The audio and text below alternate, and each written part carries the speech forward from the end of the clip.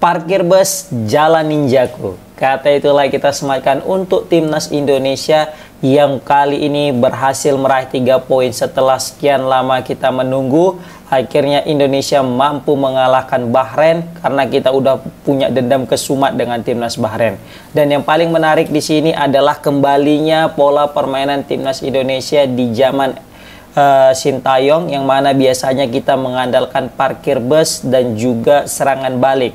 Ya kan, sempat diubah oleh Patrick Kluivert DKK dengan menggunakan formasi 4-3-3 ala total football Belanda, tetapi yang ada malah kita terbantai ria di Australia.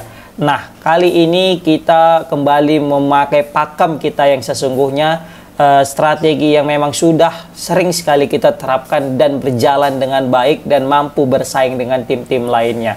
Dan terbukti ketika kita memarkir bus, kita malah mampu meraih 3 poin melawan Bahrain. Ini semakin menekankan apa yang dikatakan oleh legenda daripada Prancis, Petit, yang mana ketika itu dia diwawancarai dengan Bung Pange, abang kita Bang Pangeran. Di saat itu ditanya tentang permainan cantik tapi kalah atau permainan menang tapi bermain jelek, ya dia milih tetap main jelek walaupun udah gitu menang gitu kan. Nah, bedanya Indonesia kemarin itu nggak bermain jelek tapi menang, guys. Meskipun parkir bus tapi nggak main jelek. Bahkan banyak sekali peluang-peluang tercipta itu melalui kita, guys.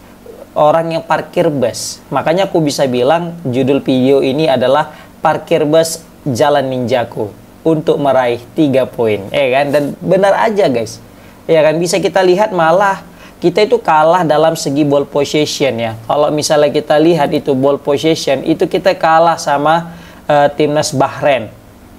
Dan juga kalau masalah ball possession itu 58 banding 42. Bayangkan kita cuma 42%, mereka 58. Ini hampir sama dengan ketika kita bertandang ke kandang Australia, yang mana kita unggul 61%, mereka cuma 39%.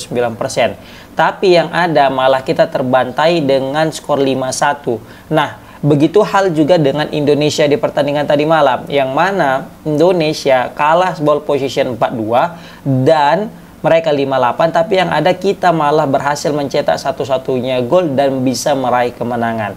Ini semakin menekankan, semakin mengindikasikan bahwasanya untuk apa kan menang ball possession tapi nggak menang dapat 3 poin. Intinya apa? Ya, intinya menang. Nggak butuh kita ball possession banyak-banyak tapi kalau ujung-ujungnya kalah. Ya kan? Yang ada malah merana kita punya ball possession baik-baik. Coba lagi kemarin lawan Australia. Ya kan? Yang ditanya apa? Skornya, bukan ball possessionnya. Nggak ada tuh yang nanya. Berapa kemarin Indonesia Australia? 5-1 gitu kan. Itu ya orang nanya. Nggak ada orang nanya. Berapa kemarin ball possession Indonesia Australia? Nggak ada yang nanya gitu. Berapa shot on targetnya? Berapa shot total shotnya? Nggak ada. Berapa cornernya? Nggak ada orang nanya gitu. Yang ditanya orang apa? Berapa skornya? Nah, maka dari itu bisa kita sebut bye-bye total football dan back to STY ball.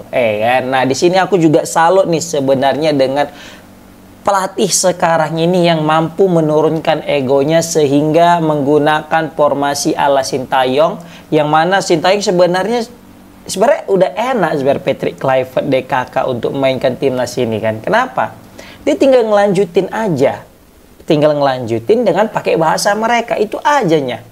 Kalau untuk masalah visi dan sebagainya itu nantilah belakangan kalau memang komposisi pemain kita udah mantap dan gacor. Sebenarnya kan yang menjadi masalah kan kemarin itu ruang ganti. Ya karena memang kenapa bisa jadi masalah ruang ganti? Karena mungkin ketidakkecocokan juga. Kenapa nggak bisa cocok? Ya karena mungkin bahasanya kurang enak kan gitu. Nah sekarang dihadirkanlah, dan juga karena bahasa kan kemarin itu kan. Nah dihadirkanlah pelatih yang punya bahasa dengan mereka, yang bisa se-culture gitu. Nah, dengan dihadirkannya pelatih itu sebenarnya nggak usah banyak kotak-katik. Apalagi kalau udah masalah teknis permainan, skema permainan. Biarkan mereka bermain seperti dengan yang sudah dilatih sama Coach Sintayong. Bedanya cara penyampaian aja. Serta memotivasinya lah, biar membara sedikit mereka kan gitu kan. Beda lah pastinya ketika kita ngasih motivasi dengan bahasa target, dengan bahasa ibu gitu kan.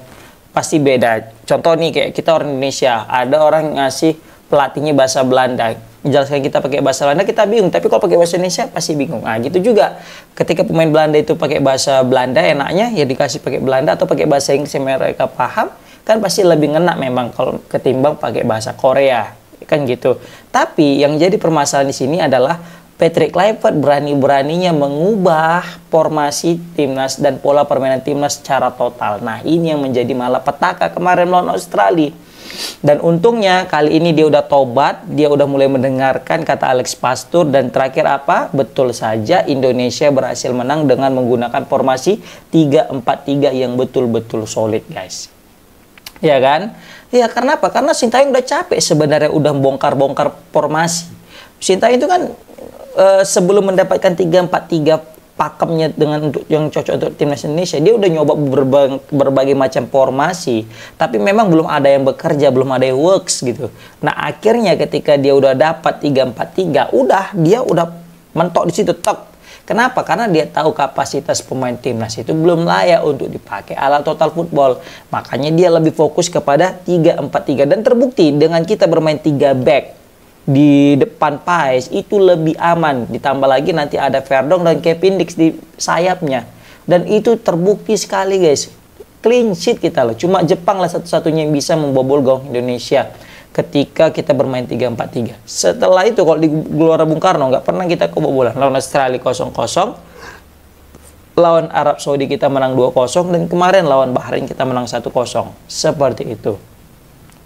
Ditambah lagi juga memang bisa kita bilang ya, semua pemain juga mati-matian melawan Bahrain kemarin, karena mereka tahu ini partai final. Kalau mereka nggak serius, ini bakal menjadi ya apa bisa kita bilang ya, udah peluang terakhir, dan gitu udah tertutup. Kenapa? Karena kalau kita kalah lawan Bahrain, head to head kita akan kalah dengan Bahrain, dan ketika menyisakan lawan Cina, oke lah kita menang Cina, tapi pertanyaannya apakah kita bisa menang lawan Jepang? Masih akan sulit, kan gitu. Makanya ketika kita menang lawan Bahrain dan menang lawan Cina, maka kita berpeluang untuk melaju ke babak selanjutnya. Bahkan bukan tidak mungkin kalau misalnya kita mampu mengalahkan Jepang nanti di kandang Jepang, kita bisa bersanding bersama dengan mereka, dengan Jepang, asalkan Australia gagal meraih 3 poin di 2 laga terakhir, guys. Apakah itu mungkin? Mungkin saja. Apalagi Jepang kelihatan banget tuh lawan Arab Saudi kemarin, yang skornya 0-0, macam nggak ada niat main.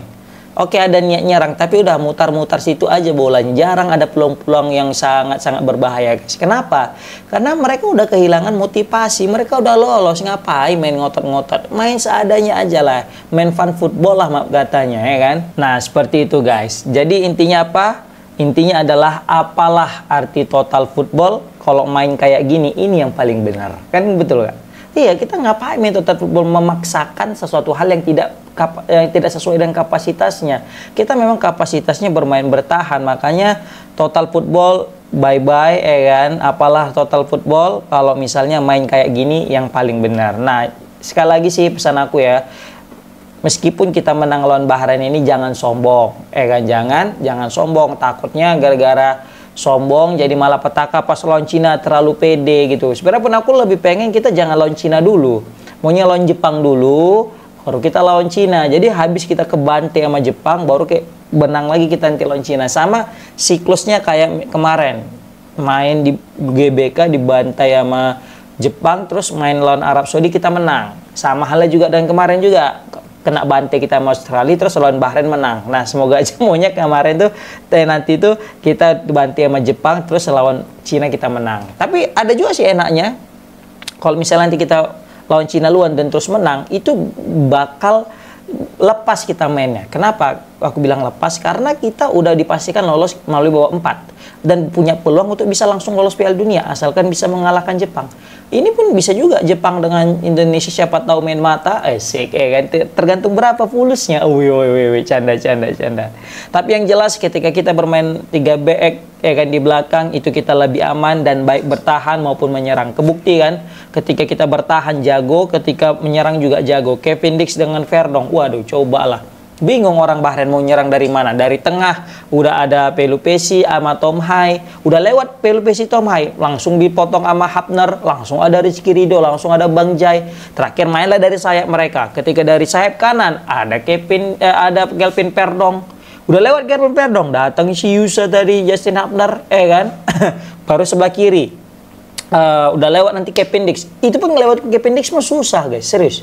Pas udah lewat pun Kevin Dix langsung dipotong sama Rizky Ridho. Nah ini makanya banyak pemain Bahrain itu sebenarnya frustasi lawan Indonesia kemarin itu. Bayangkan guys, nggak ada shoot on target yang betul-betul boom gitu, yang sampai Martin Pas melakukan penyelamatan krusial, nggak ada guys. Saking rapatnya.